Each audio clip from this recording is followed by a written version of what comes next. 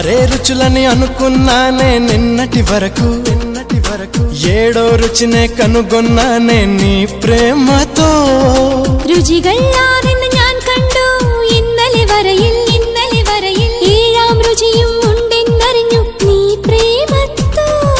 నిన్నటి దాకా నాలుగు దిక్కులు ఈ లోకంలో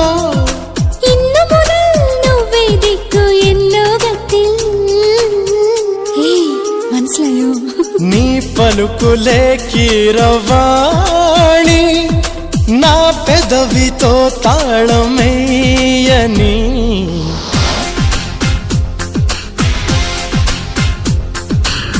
మాధవుడే బ్రహ్మను పూని సృష్టించాడేమో గాని